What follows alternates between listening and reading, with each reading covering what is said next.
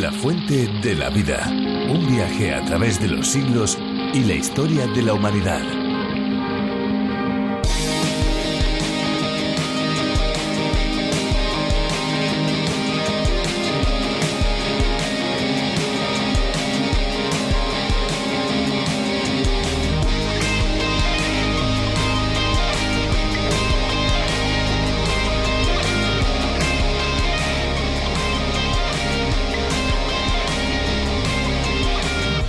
¿Sabían que un camello puede aguantar días y días sin beber agua? Esto se debe porque en sus jorobas acumulan varios litros de agua que van consumiendo poco a poco. Los seres humanos no disfrutamos de esa ventaja, por ello es importante hidratarnos diariamente. Si es posible, debemos beber un mínimo de 2 litros diarios de agua para mantener nuestro cuerpo sano y en buen funcionamiento.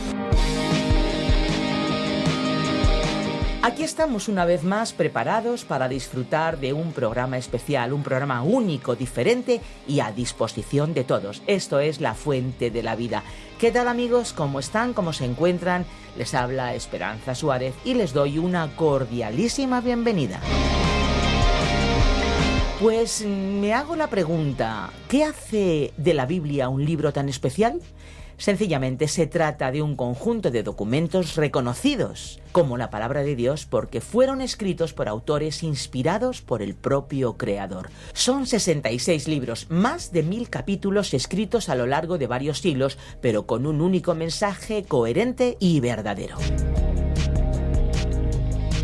Cuando se nos confía un cometido, puede que no seamos capaces de cumplirlo y en vez de intentar hacer algo para ver si podemos cumplirlo, aunque sea un poco, optamos por dejarlo a un lado. Eso nos lleva a perder también la oportunidad de crecer un poquito más en las diferentes áreas de nuestra vida, sea en el desarrollo de habilidades o en el desarrollo del carácter. Y peor aún, puede tener consecuencias negativas y que perdamos algo por simplemente la negligencia. Esto nos recuerda sobre nuestra actitud ante la venida de Cristo, porque debe ser diferente de aquellos que no se preparan y no aprovechan las oportunidades que les son dadas. Amigos, les animamos a acercarse a este pasaje de la Biblia porque es importante estar preparados para ese momento. La Biblia nos da los detalles, no nos dice cuándo vendrá Jesús, pero sí cómo estar preparados. Escuchemos a Virgilio Bagnoni con más enseñanzas sobre Jesús y el reino de Dios. La fuente de la vida. Hoy estudiaremos Mateo capítulo 24, versículo 32, hasta el capítulo 25, versículo 30. Habíamos finalizado nuestro programa anterior al comenzar el párrafo que relata la parábola de la higuera como una señal. Leamos los versículos 32, 33 y 34. Y de la higuera aprended la parábola. Cuando su rama ya se pone tierna y echa las hojas, sabéis que el verano está cerca. Así también vosotros, cuando veáis todas estas cosas, sabed que Él está cerca, a las puertas. En verdad os digo que no pasará esta generación hasta que todo esto suceda. Anteriormente hablamos de que, así como los profetas Isaías y Oseas en el Antiguo Testamento, en este pasaje el Señor estaba utilizando la higuera como un símbolo de Israel. En cuanto a la palabra generación, en griego puede significar raza o referirse a la nación de Israel. O podría también hacer referencia a la generación que esté viviendo en aquel tiempo en que se cumplan las predicciones. Se calcula que una generación abarca un periodo de 40 años y realmente los eventos predichos en esta sección ocurrirían en un plazo más breve.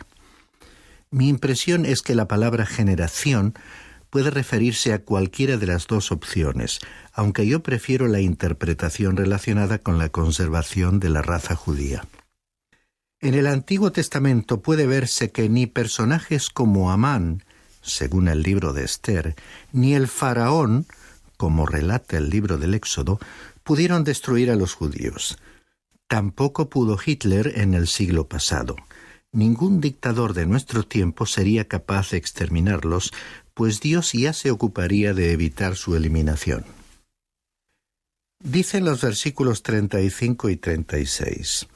El cielo y la tierra pasarán, mas mis palabras no pasarán.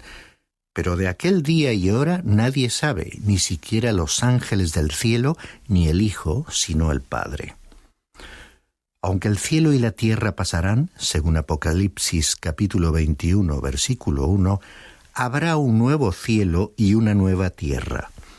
Pero Él no cambiará su palabra, que permanecerá por la eternidad. Y aunque los que vivan en ese período sepan que estos tiempos se aproximan, no sabrán en qué día ni en qué hora sucederá lo que se ha predicho. Esta información solo es conocida por el Padre, y Cristo hablaba desde la condición de su conocimiento humano, no desde la posición de su divina omnisciencia. En nuestra época, muchos han tratado de averiguar con precisión el tiempo del retorno de Cristo. También en el futuro, algunos intentarán conocer el día y la hora, pero nadie podrá averiguar ni el día ni la hora. Continuamos leyendo la comparación con la época de Noé en los versículos 37 al 39. Porque como en los días de Noé, así será la venida del Hijo del Hombre. Pues así como en aquellos días antes del diluvio estaban comiendo y bebiendo, casándose y dándose en matrimonio, hasta el día en que entró Noé en el arca, y no comprendieron hasta que vino el diluvio y se los llevó a todos. Así será la venida del Hijo del Hombre. Aquí se afirma que Cristo vendrá en una época similar a la situación existente en los tiempos de Noé. Aquellos días se caracterizaron por una gran inmoralidad.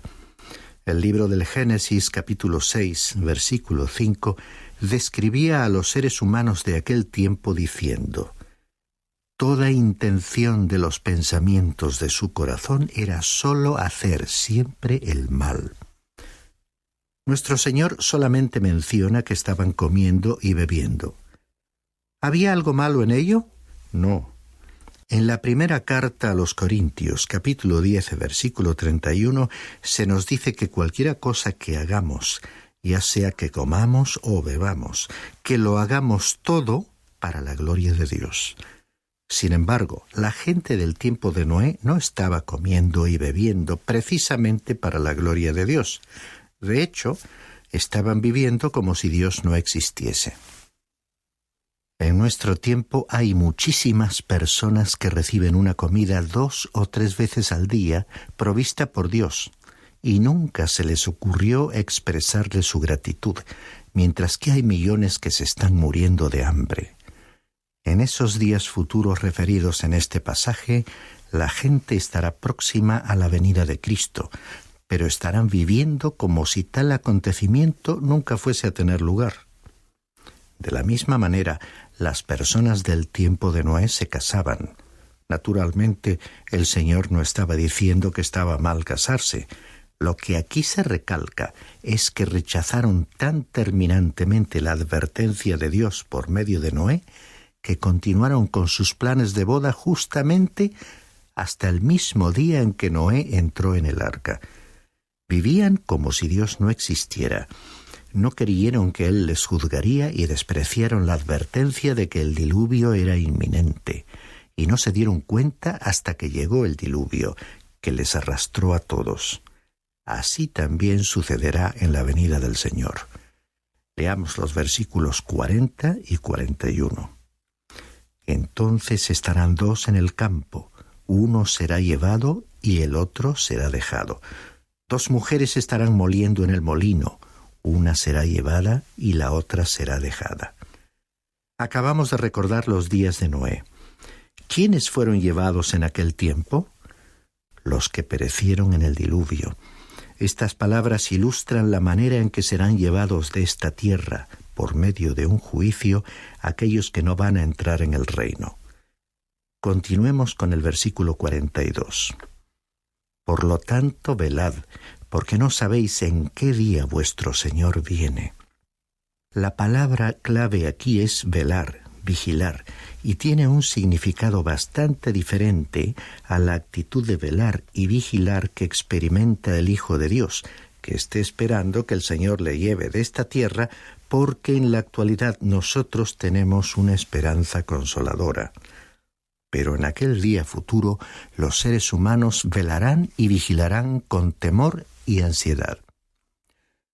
Hoy esperamos y deseamos con ansia que Él venga. En el futuro velarán con inquietud y preocupación ante su retorno. Hay muchas formas de esperar en esta vida. Una cosa es esperar el momento de crisis y el desenlace de una grave enfermedad de un ser querido, y otra muy diferente, esperar con impaciencia e ilusión la llegada del ser querido a quien tanto hemos echado de menos. Lo que hizo el Señor en este momento del discurso de los olivos fue presentar parábolas o alegorías para explicar e ilustrar las actitudes de las personas ante su venida y lo que sucederá cuando Él venga. Leamos los versículos 43 al 51. Pero comprended esto: si el dueño de la casa hubiera sabido a qué hora de la noche iba a venir el ladrón, hubiera estado alerta y no hubiera permitido que entrara en su casa. Por eso, también vosotros estad preparados, porque a la hora que no pensáis vendrá el Hijo del Hombre. ¿Quién es, pues, el siervo fiel y prudente a quien su señor puso sobre los de su casa para que les diera la comida a su tiempo? Dichoso aquel siervo a quien cuando su señor venga lo encuentre haciendo así. De cierto os digo que lo pondrá sobre todos sus bienes. Pero si aquel siervo es malo y dice en su corazón: mi señor tardará, y empieza a golpear a sus consiervos y come y bebe con los que se emborrachan, vendrá el señor de aquel siervo el día que no lo espera y a una hora que no sabe, y le azotará severamente y le asignará un lugar con los hipócritas. Allí será el llanto y el crujir de dientes. Aquí encontramos un principio aplicable a todas las épocas.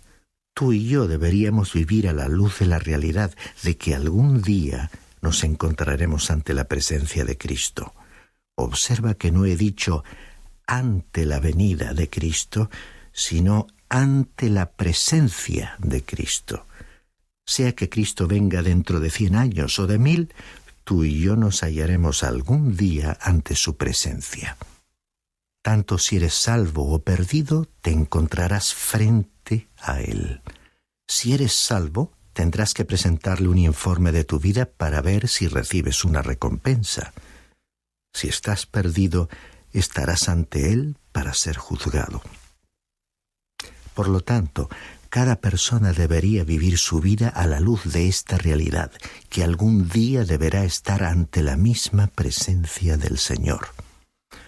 Esta verdad constituye el gran énfasis del discurso del Monte de los Olivos.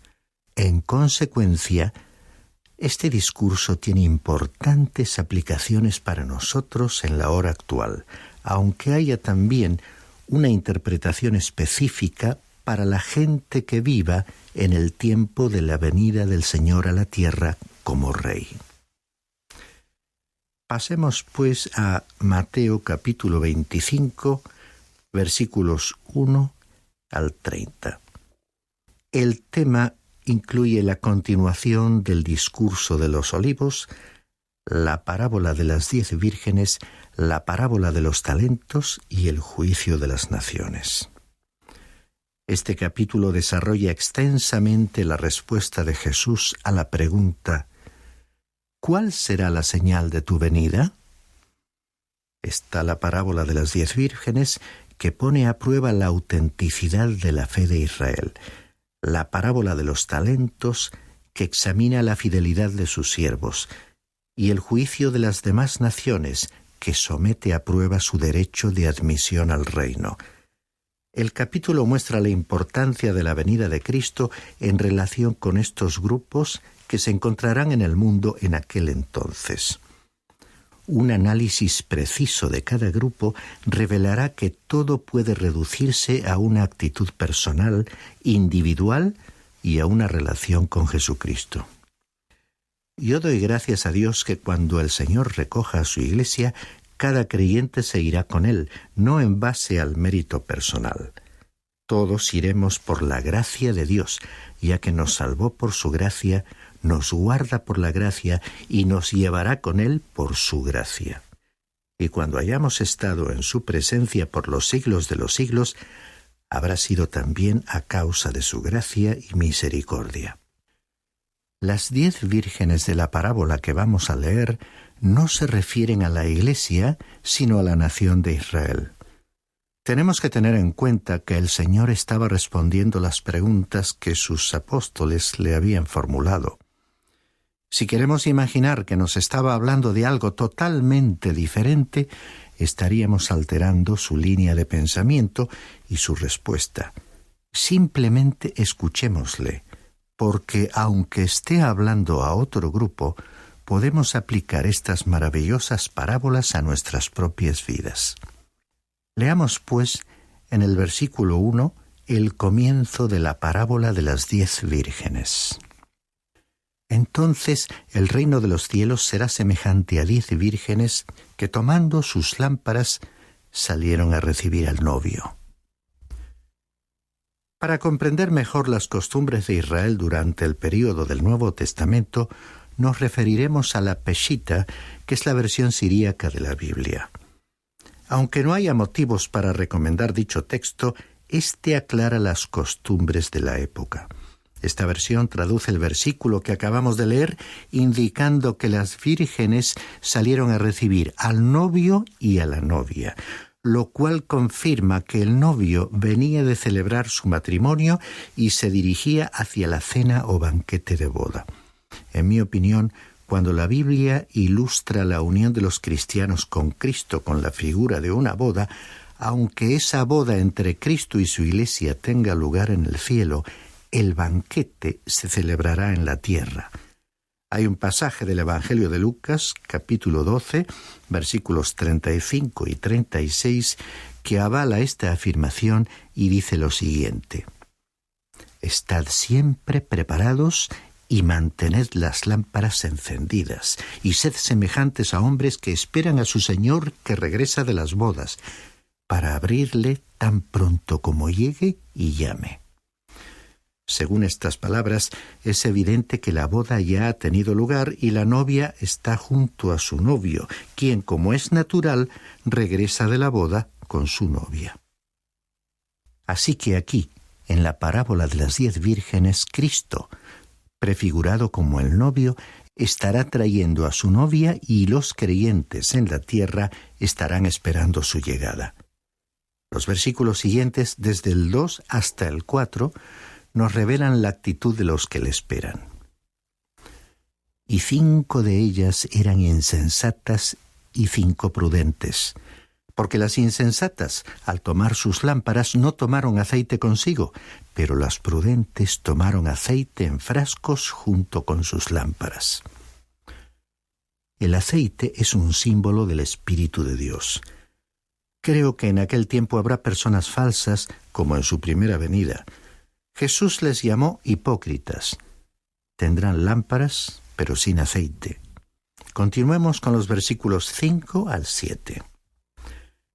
Al tardarse el novio, a todas les dio sueño y se durmieron.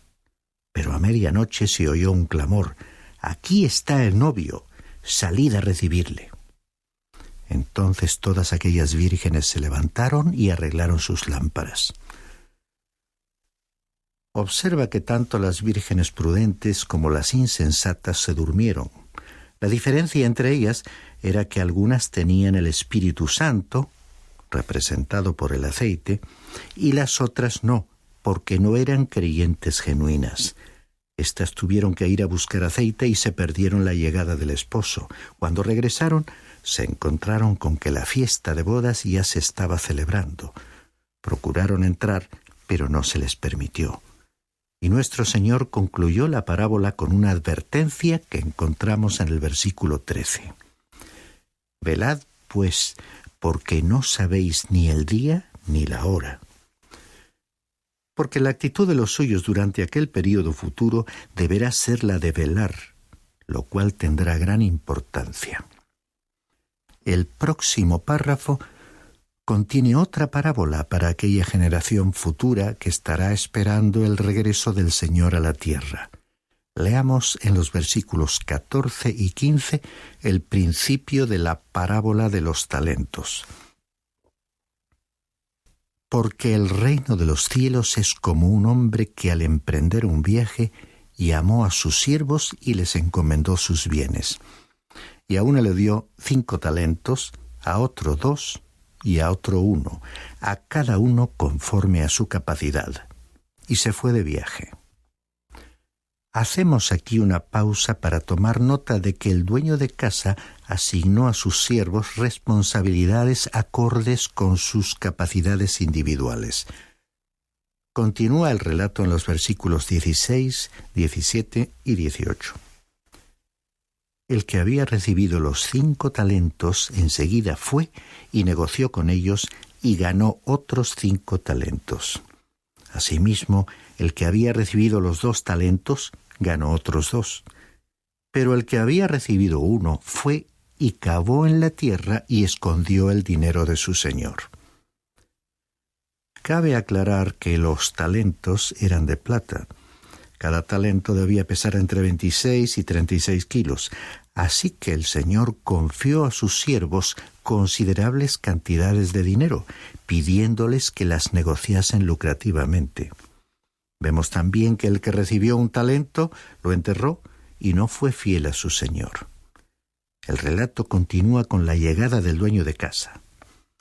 Leamos los versículos 19 al 25. Después de mucho tiempo vino el señor de aquellos siervos y arregló cuentas con ellos.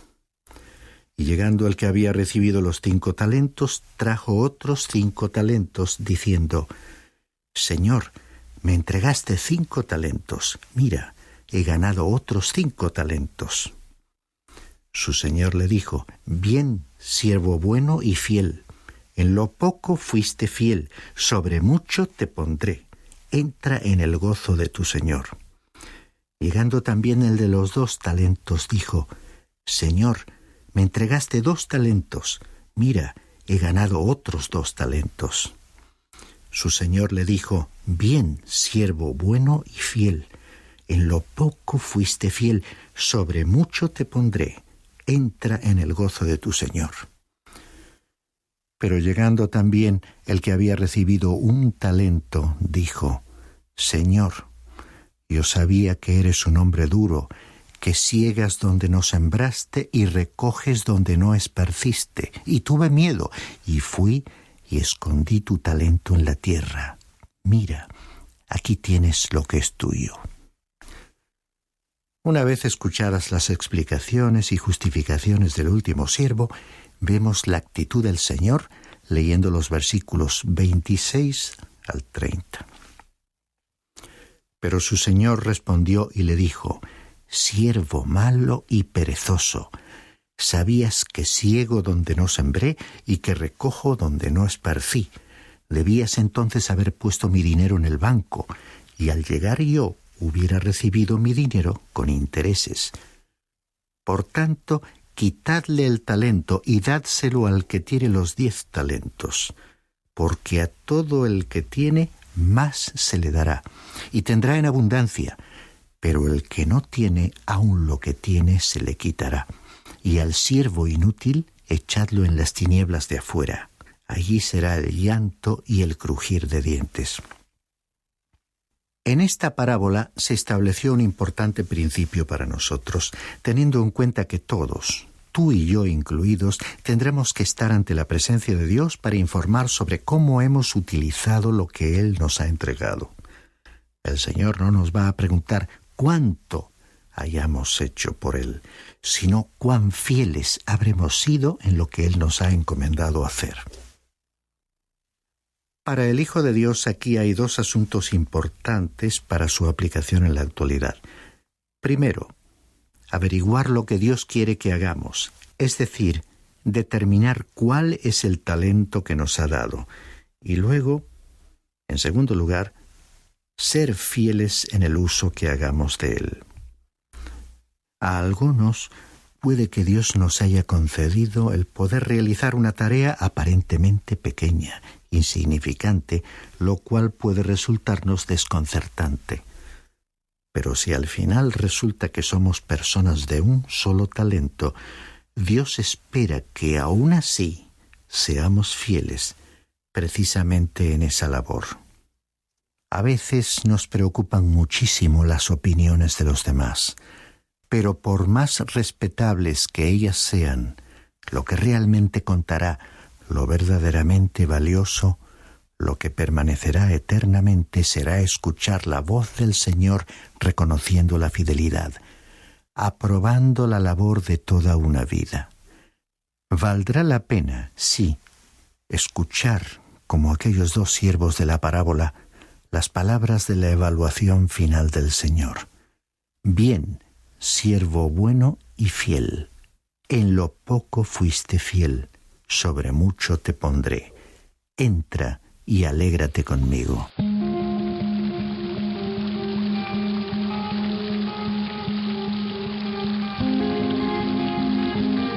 Hemos llegado al final del programa de hoy y ahora toca despedirse. La verdad es que cómo se pasa el tiempo de rápido cuando se está en buena compañía, ¿verdad? Hay que decir que si no pueden acompañarnos por la señal de radio, les recordamos que el programa de hoy y los anteriores están disponibles en nuestra web lafuentedelavida.com o bien en la aplicación La Fuente de la Vida, que también se puede encontrar con el nombre A Través de la Biblia.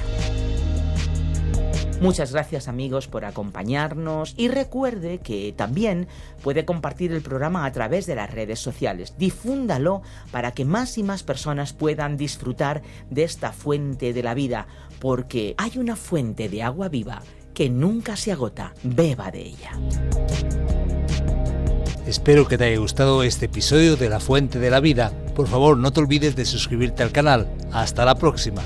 Este ha sido un programa de Radio Transmundial producido por Radio Encuentro, Radio Cadena de Vida.